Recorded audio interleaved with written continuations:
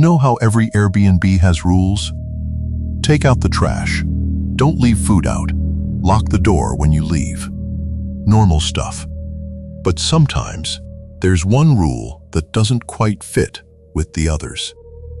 This story came from a couple who rented a small house for a weekend trip up in northern Michigan. Nothing fancy, just a quiet getaway. The listing photos looked cozy enough. Old farmhouse style, wood floors, stone fireplace, surrounded by trees. The kind of place where the nearest neighbor is probably half a mile away.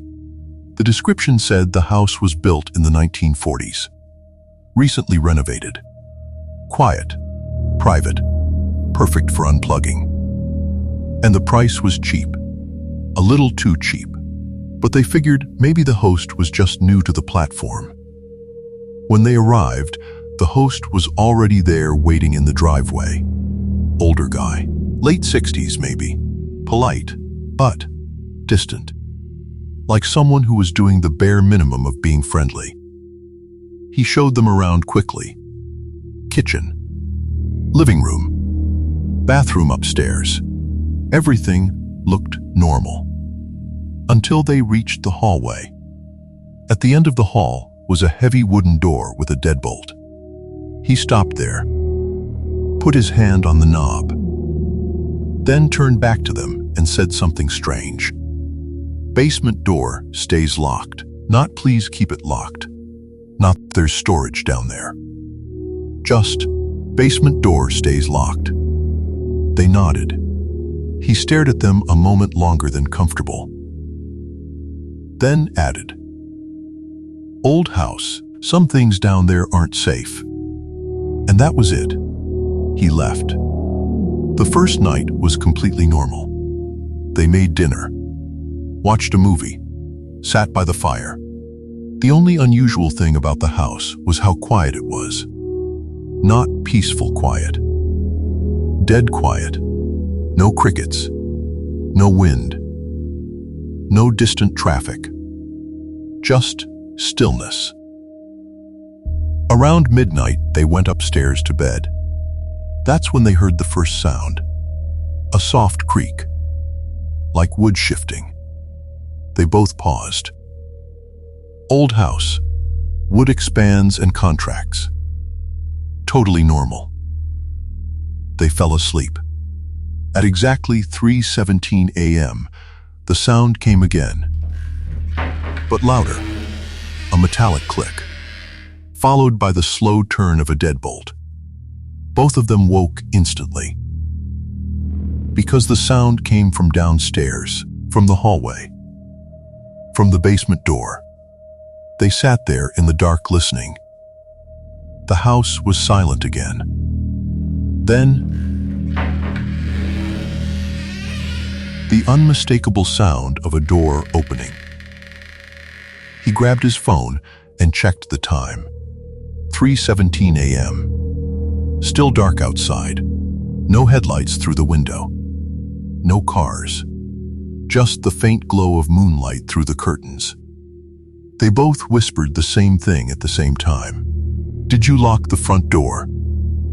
Yes. They had.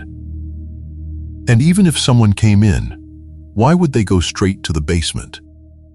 Then they heard something else. Footsteps. Slow, heavy, coming up the stairs. One step. Pause. Another step. The sound was dull, muted, like bare feet on wood. But here's the thing, they hadn't opened the basement. The door was supposed to be locked. And the host had the only key. The footsteps continued. Step. Pause. Step. Pause. They counted them without meaning to.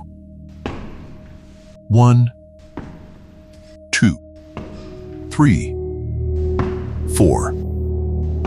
The staircase had 12 steps. At 6, the sound stopped.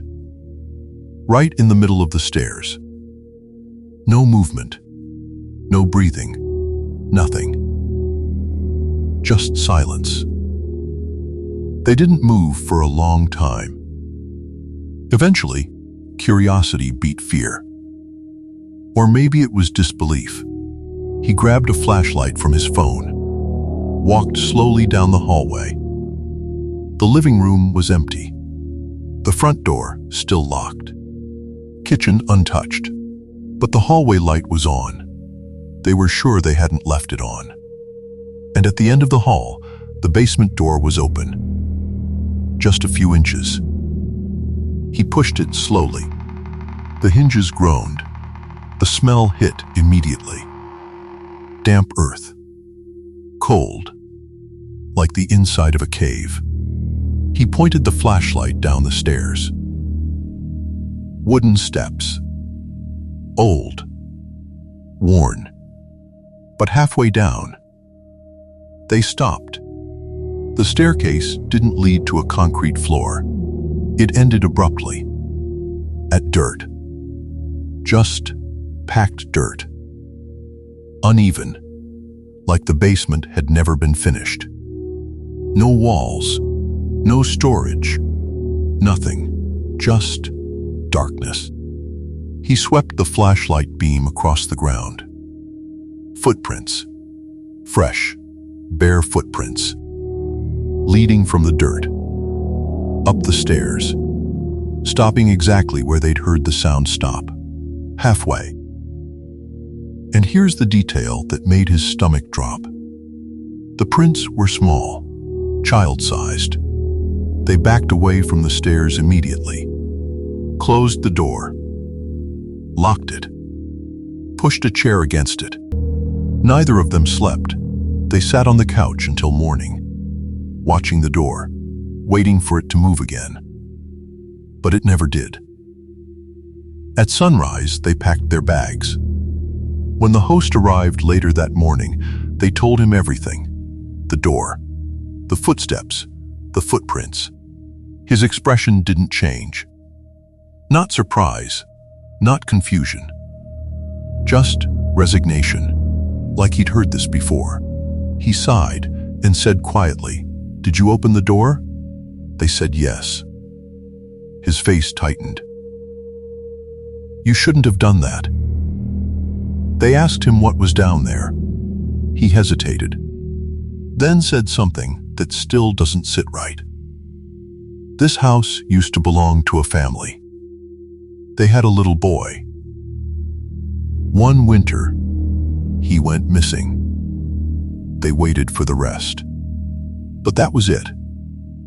The house was sold years later. Renovated, listed as a rental. But the basement? The host never finished it. Never sealed it. Just kept the door locked. Because every once in a while, at 3:17 a.m., the deadbolt turns. From the inside.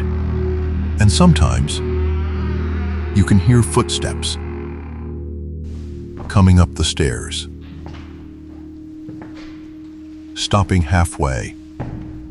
Like something is trying to remember how to reach the rest of the house. So if you ever stay in a place where the host gives you one strange rule, one rule they repeat twice, it's probably a good idea to follow it. Because sometimes doors aren't locked to keep people out. Sometimes they're locked to keep something from coming up.